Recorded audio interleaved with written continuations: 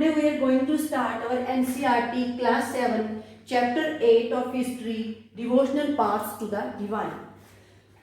First of all, we would like to understand the theme of the chapter which we are going to study. The heading of the chapter is devotional path to divine. I would like to tell you that this chapter is not about to read only, it is about to feel also. We have to feel the things also. So devotional paths to the divine. Then divine. Divine means spiritual power and the path means spiritual way. The spiritual way to reach the spiritual power or to reach God, we will study about all the ways through which we can achieve the target of attaining God. So we have already told that divine means spiritual power and path means spiritual ways.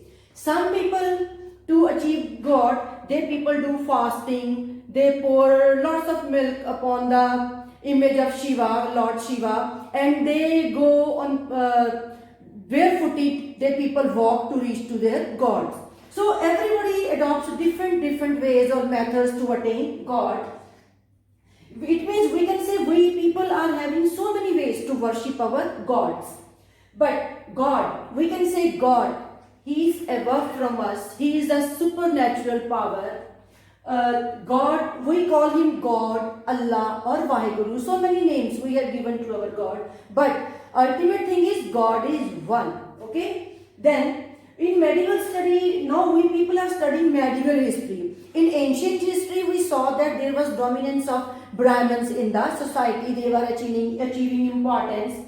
Then tribal people then came, slowly and slowly tribal people came. They were not happy with the caste system which was existing in our society. Growth of towns, traders and empires came. Then new ideas began to develop.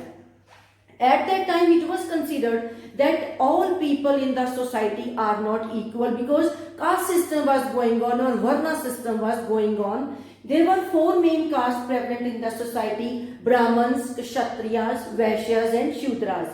And amongst them, Brahmins were given the utmost importance. Tribal people didn't like this importance given to them. Then what was the result? Complex society was coming into existence. Slowly and slowly what happened? Religious ideas developed and new ideas came into being. Then dissatisfied people, they started following the path of Buddha and Jainism. Buddhism and Jainism, they people started to follow as the society was going to be complex. So some took the initiative to put to end to the inequality which was going on in our society. And the result was Bhakti movement came. Then the ultimate aim was to attain moksha, to attain God or attain moksha. Then the idea of Supreme God came into our society. Idea in Bhagavad Gita grew popularity. Slowly and slowly what happened? Bhagavad Gita came into existence and that Gita and the theme which was given in that book came into existence and people started following that and that became popular. Then Shiva, Vishnu and Durga, these gods came into existence and people started worshipping Lord Shiva, Vishnu and Mata Durga. Then local myths and legends also got importance. Then what happens? Purans came into existence and slowly Bhakti movement gained importance and people were following the Bhakti movement. And in Bhakti movement, we will study about so many saints which came here and they spread the message of oneness of God. So we have seen that there were so many methods people were adopting to attain God, but the ultimate aim was to reach to the God or attain moksha. Then earlier the society was very complex because inequality was existing in the society. Brahmins were given importance, other castes or other peoples were not given so importance which they were deserving. So they started following the path of Bhakti and they started doing worshipping Lord Shiva, Vishnu and we can say Durga. As we have seen that people were not happy with the caste system which was existing in our society. Then what happened? We will start from south. Then in South India, two Bhakti, we can say saints came into existence or two parts of the Bhakti movement came into existence. First was Niners and the others were Alvars. Niners were in the favor of Shiva and Alvars were in favor of Lord Vishnu. Then what they were saying? They were saying that individual is surrounded himself by one god, and the people who were the followers of Ninars and Alvars were mostly from untouchables, from lower caste level people, and they were the critics of Buddhism and Jainism which was existing in the society, which was gaining importance. They criticized both Buddhism and Jainism. Then they showed their love towards Shiva and Vishnu. They were of the view that if we want to attain salvation or moksha, then we should follow Lord Shiva and Lord Vishnu. They condemned that to attain God, we need not to leave our families. While living in our families, towards our devotion with God, we can attain to salvation. Then, for salvation, they were saying that no need to leave the houses. There were 63 Nainmar saints and 12 Alvar saints, which were from different castes and different backgrounds. And they were, the followers of these people were mostly from the untouchables or from the lower caste, because in society inequality was going on. Then in south, slowly and slowly it started in south when two sects of the Bhakti saints came into existence. Then slowly and slowly it moved towards the north. Then two branches of Bhakti came, as we have already told you, that Nainmars and Alvars came into existence. Nain was in favor of Lord Shiva and the Alvars were in favor of Lord Vishnu. They moved from place to place composing in praise of their deities. Both Nainmars and Alvars moved from place to place composing in praise of the deities, and they were of the view that all should be treated equal. In their sect, everyone was treated equal from which caste he or she was belonging to. Then what came? The temples were being constructed by the Cholas and Pandya kings. They set up their bronze images in those temples, because temple construction was taken as a main activity and it was a matter of pride for the king to build the temples. Manikava Sarkar, a Nainmar saint, he wrote in the praise of Lord Shiva. Then temples, so many temples were made by Chola kings, and temple worship was promoted because people were worshipping their deities by going to the temples. Then poems were written by Bhakti saints and they were also compiled. Then hagiographies, we can say the biography of the saints, were also composed and kept in a record. Then the main idea of there was to value the superpower. Which was the superpower? God. Their main aim was to attain God. To attain salvation, we should not leave the houses. While living in our houses, we can attain to God. So we have seen that in south, two sects of Bhakti saints came into existence, Nainmars and Alvars. They stressed upon the Bhakti of Shiva and Bhakti of Lord Vishnu, and they condemned that for attaining God, no one needs to leave the family. While living in our family, we can attain God. And then so many temples were made, and this movement started from north, and slowly it moved towards the north. From south it started and moved towards north. Then what was done? Cholas and Pandya kings made so many temples, and at that time making of temples was taken as a matter of pride that they have made the temples, and in those temples bronze images were set up, and the main aim of them was to attain God or attain the one supernatural power. Now we will talk about the philosophy of Bhakti. Philosophy means I am a human being. I have observed so many things, I have seen so many things. After seeing those things, which observation I will give and which interpretation I will give or what analysis I will do, that is called philosophy. Different saints gave their different types of philosophies, but the main motive of all the philosophies after the philosophy was to attain salvation or attain moksha. Then came Shankaracharya, or who is also known as Adi Shankaracharya. Acharya means Guru. Okay. Then he was an influential philosopher. He was born in Kerala in 18th century, and he advocated Advaitavism. Advaitavadi advocated. Advait means oneness of God, means we and God are only one. Then he said that individual soul and supreme God are one thing. The world around us, he said that world around us is illusion, or we can say Maya. Then at very young age he studied Vedas and Upanishads. He was saying that knowledge is power. Knowledge is power, and he was a very much influential philosopher. Then he advocated the philosophy of Advaitavad.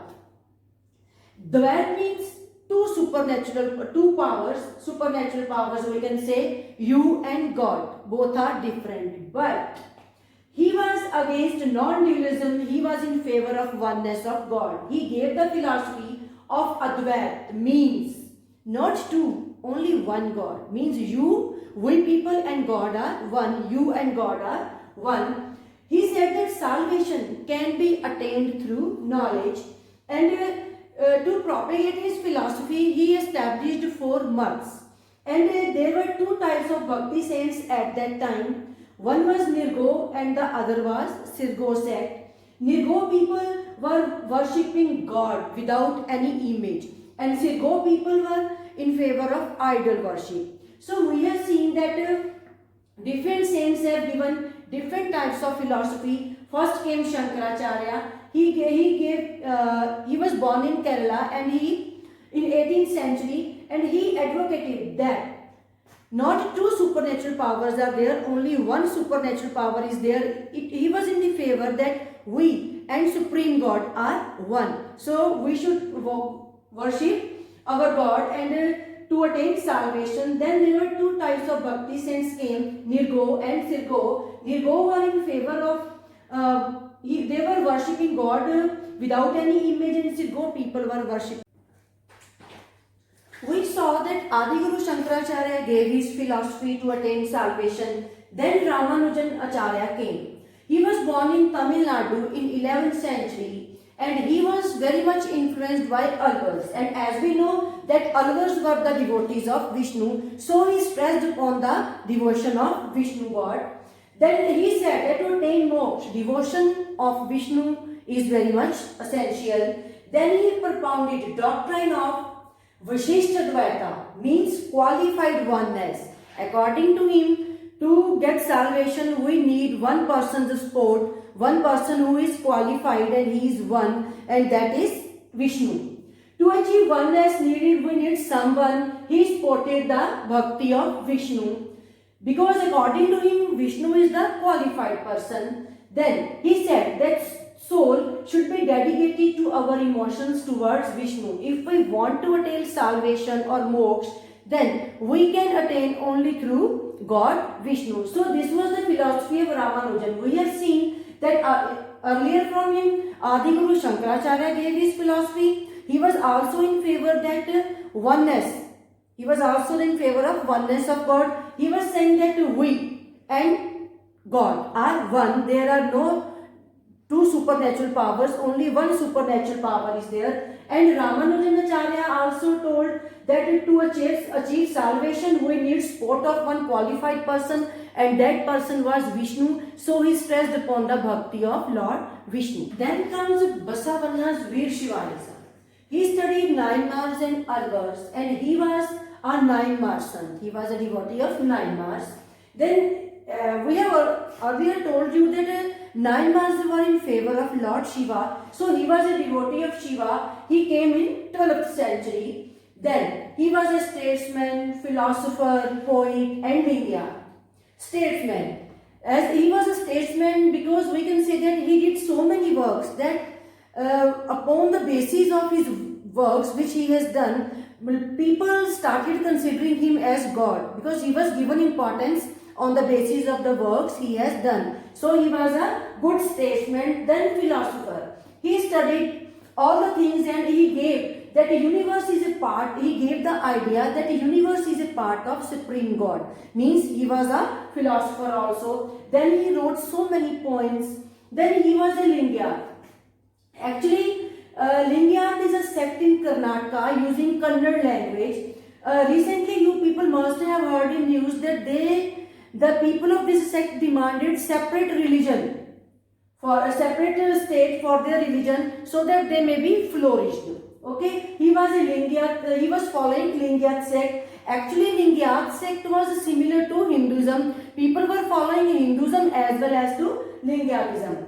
Then he started Veer Shivai movement. What happened? Basavanna started Veer Shivai movement. Now, what was the Veer Shivai movement? It was an ideology or philosophy given by Basavanna. Basavanna was an acharya. Also, acharya means God or Guru. Then Veer Shivaiism and Basavanna, their ideology is channelized. Their views are so much similar to each other. They were in favor that love and devotion should be there between human being and God. Then they worshipped Lord Shiva. They were in favor of Shiva. Then with Lama Prabhu and Akkama Devi, he spread his religion. Then he propounded for the equality of all human beings and especially the equality of women. He was in favor of the equality of all people. Then in his Veer Shivaiism, there was too much contribution from lower caste, because at that time inequality was going on in the society and people were fed up from the inequality which was existing at that time. They were seeking equality in the society, so that they must be given importance. So they contributed a lot in the Veer Shivaiism. Then Veer Shivaiism was against rituals and idol worship, and their main motive was to worship Lord Shiva. So we have seen that Basavanna gave his theory of Veer Shivaiism, according to which Lord Vishnu was to be worshipped, and they were against all rituals and idols. Came the saints of Maharashtra. They were from 13th to 16th century, and amongst them were Janeshwar, Namdev, Tukaram, Eknath, Sakubai and Chokhamela. The motive of all these saints was to achieve salvation. Then this sect belonged to Alvars, means they were the devotees of Lord Vishnu, and their ultimate aim was to attain moksha. They said they were related, all these saints were related with the Bhakti cult. We can say Janeshwar, Namdev, Eknath, Sakubai, Tukaram and Chokhamela. All these saints were related with Bhakti cult, whose main aim was to attain salvation, and they were the devotees of Lord Vishnu. They took different ways to reach God. The saints sung in Marathi language and local language, because it is a common thing that if somebody will give the message or will sing in local language, then the local people may easily be able to understand that language. So they sung in the Marathi and local language. The devotees of Maharashtra were both following Vishnu, were both Vishnu devotees and Shiva devotees. And Vishnu devotees were called Vaishnavites and Shiva devotees were called Shivaites. Then there is a story which is told that our devotee from Maharashtra, he once visited Vitthal temple. Vitthal temple is the temple of Lord Vishnu, and upper caste people didn't allow to that person to move to the temple because he was belonging to lower caste to move to the temple. Then what happened? He was so devoted of Lord Vishnu that he made his hut nearby the temple and started living there. Once what happened? The wall collapsed and he died. When people went to see him, then what was there? From his bones or from his body, we can say, a chanting sound of Vitthal Vitthal was coming, because he was too much devotee of Lord Vishnu. Vitthal means Lord Vishnu. That from his body also vibrations of Vitthal Vitthal were coming. A chanting sound was being heard at that time. Then in Pandharpur, temple of Vithoba is also seen, where people go as a pilgrimage. Then comes the Varkari sect. You people must have seen the saints having ektara instrument in their hands. That those people belong to Varkari sect, and they people annually assemble as a pilgrimage. They said that God resides in our hearts. If we are to attain God, then we are to realize ourselves. Then they condemned all the rituals which were existing at that time in the society. And Narsim Mehta told that he was a devotee of them and a saint, Varkari saint, he was a main person. He told that we need not to leave our homes if we want to attain moksha. While living at our homes, we can attain God. Then he said that we should help our fellow human beings. Bhakti is laid stress on showing that if we want to share the sorrows of others, then it is a very good thing. They stressed that sharing sorrow of others is a very good thing. So we have seen that the saints which came in Maharashtra, they also belong to Bhakti cult. And example of Vitthal temple I have given you. Then Varkari sect came, they also condemned the rituals, they also stressed upon the oneness of God. And they said we should help other human beings and we should share their sorrows. So these all things were related with Bhakti cult. Now came Nagpanthis, Siddhas and Yogis. After in Bhakti movement, a number of religious groups came out, and amongst them were Nagpanthis, Siddhas and Yogis. All they criticized the rituals and social order which was going on in our society, the inequality. They criticized inequality which was going on in our society. Now, first comes the Nagpanthis. They have a supernatural power. They were not God. It was assumed that they were not God, but they were very near to God because they were doing bhakti. Then comes the Siddhas. Siddha is you must have heard that person is Siddh. It means that person is having some supernatural power. It means that person has got Siddhi, means that person has got Ashirvad from God. Then comes the Yogis. The people who do the yogas, those are known as Yogis. You people must have seen that the Yogis frequently go to mountains to do meditation. They go to mountains because they say that there is something which attracts people towards the mountains. One thing may be this, that the place there is so calm, no disturbance of any type is there, so they can easily do meditation while going in the mountains. Then they all told that the stressed upon the renunciation of the world. To attain salvation, they said that meditation should be there, one should do meditation, and while doing meditation they should realize God, realization of oneness. And to achieve this oneness, intense training of mind is needed, mind and body is needed, and it can be attained only through yogas, asanas or our concentration, we can achieve it. And they said that meditation shows us a path to control ourselves.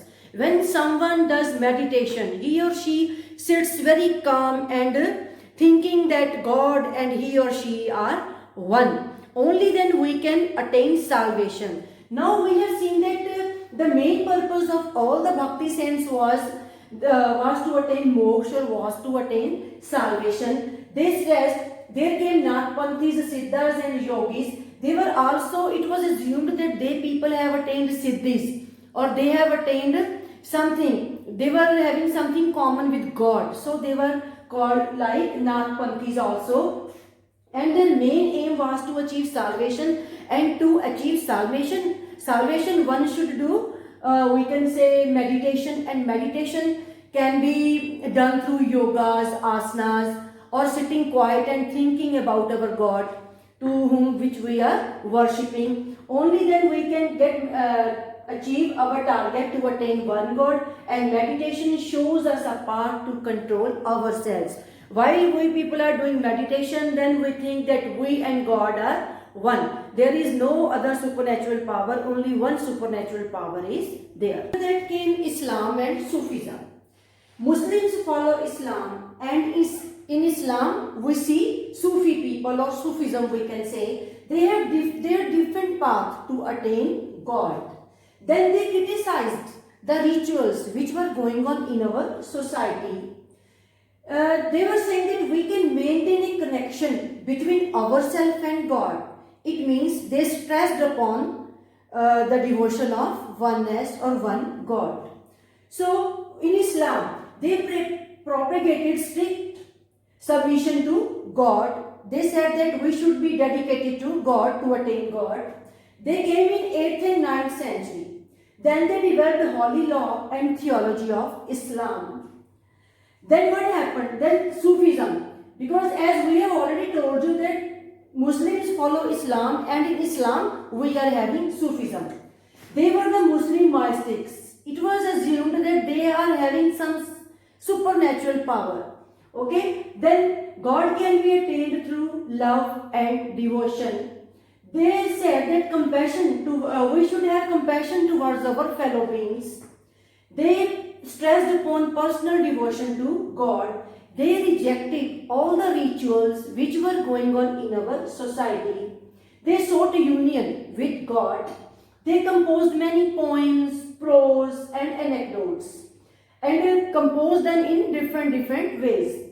Then Rabia was also a Sufi saint, famous Sufi saint. Apart from her, then Rumi and Sadi were also Sufi saints.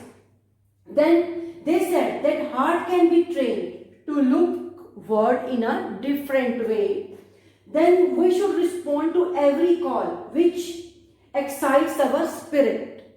If there is something we feel that our spirit is being excited, then we must respond to that. But the main crux of all this Islam and Sufism is that they main stressed upon humanity, that we should respect our fellow beings. Then they devoted elaborate methods by zikr, sama and raqs. In zikr they were saying that we should chant the name of God to whom we people are worshipping. Then in sama they said that we must sing qawwali in favor of our God. And raqs, we must have dance and we must get lost in that dance, because we are assuming that God and we are doing dance and we are oneness of God, because people stressed upon. So we have seen that Islam and Sufism, the main crux of Islam and Sufism was also humanity. They said that we should respect our fellow beings and we should help them at the time of need, and we should realize that we and God are one. And to attain God, they stressed upon zikr, sama and raqs. They said that we should chant the name of God to whom we are worshipping, and we must show our devotion. We can show our devotion through the form of qawwali or singing and by dancing. So we have seen that Sufism, Islam, there were so many Muslim followers of these sects, but the main aim was to achieve God, achieve salvation and to respect humanity. Now after 13th century, there was development in new religions and developments came there. Earlier we were studying that all these Sufi saints or Bhakti idea was going on in North India. Now after 13th century, new religions and religious developments were seen in North India also. The religious ideas were influenced by Islam, Hinduism, Sufism, yogis, Bhakti movement, then Nathpanthis.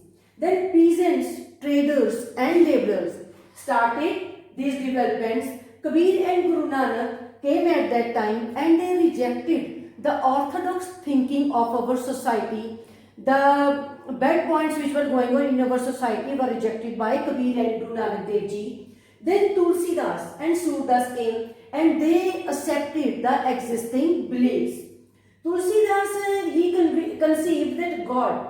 He conceived God in the form of Rama. Then he composed Ramcharitmanas in Avdi language, because he was a devotee of Ramchandra ji and he assumed God in form of Ram. Then Surdas. He was a devotee of Lord Krishna. His compositions are in the form of Sursagar and Sursavali. His compositions are kept in that. Then Shankardeva of Assam. He was a devotee of Vishnu. His devotion was towards Vishnu. Many poems and plays of his were written in Assamese language, and he established the formation of namghars where the devotees could go and they could devote himself to God by going to Namghars, a type of temple we can say. Then came Ravidas. He was belonging to untouchable caste. Then his guru was Ramdev. He was belonging to a Brahmin family. Then came Mirabai. She was a Rajput princess. She was condemned. She condemned the caste system or caste barriers which were going on at that time.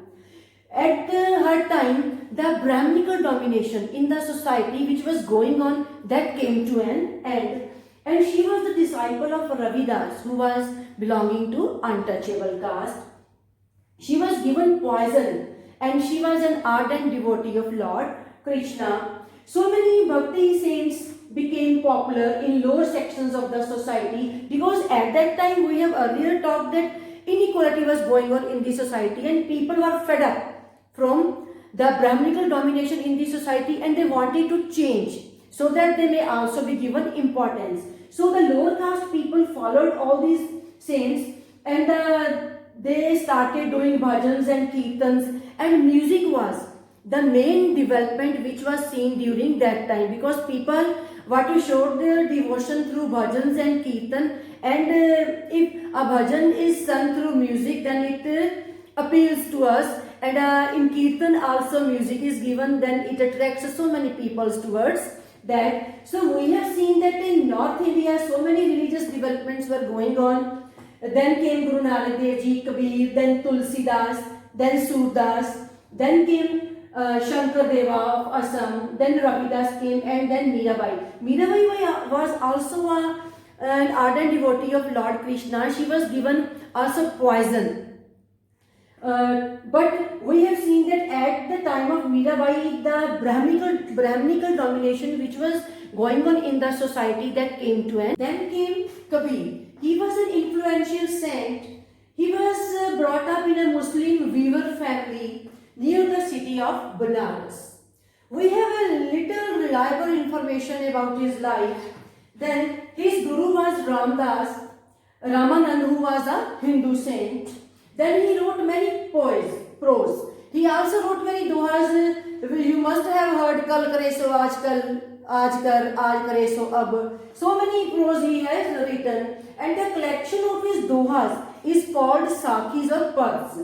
Then the people who were wandering about, they were singing his Sakhis so that people may be influenced by his way of bhakti. Then his Vani was also included in Shri Guru Granth Sahib later on, and he observed Hinduism and Islam very closely. His Vani is known as Panchvani, is included in Panchvani, and Bijak is also known.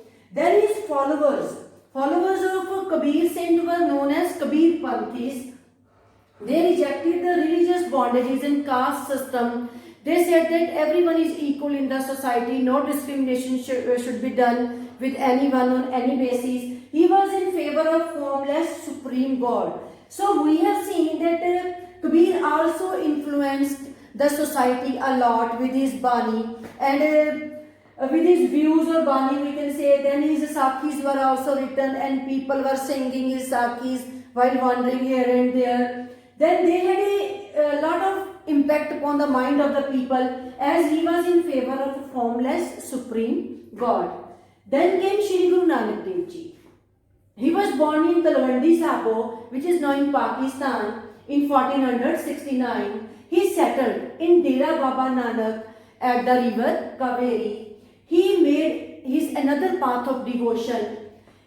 After him, Sikhism is started. Then he started the system of Langar, Sangat and Pangat, where each and every people from each and every caste, they sit together in a row and they all have food all together. They were to sit in queue and they all were to have food together. That is called Langar system, which is still going on in our society. It is a very good system to end casteism.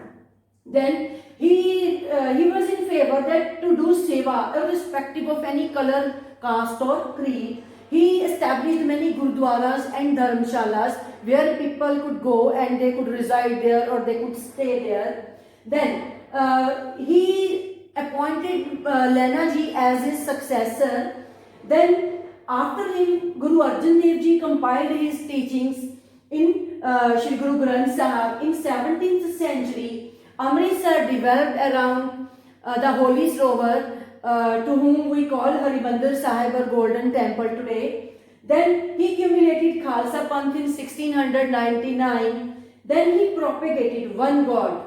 He stressed upon Nam, Dan and Ishnan. Nam means to chant the name of one God, supreme God to which we are worshipping. Then Dan, to be fair while earning, and from that earning to give alms to the poor people or to the needy people. Then Ishnan, to have the name of God. Then during his time the society changed a lot. So we have seen that Kabir also influenced the society. He was also in favor of one formless God. And Shri Guru Nanak Dev Ji also changed the society a lot. And he started the system of Sangat and Pangat and in Langar system, which is still going on in our society. And he also stressed upon Nam, Dan and Ishnan. So we have seen that during this time in North also our society was changing a lot. There were lots of changes in the society. Initially there was idea of supreme God. Slowly and slowly changes came in India. And in this time the efforts of Martin Luther cannot be ignored. He was against Roman Catholic Church and he started Reformation movement at that time.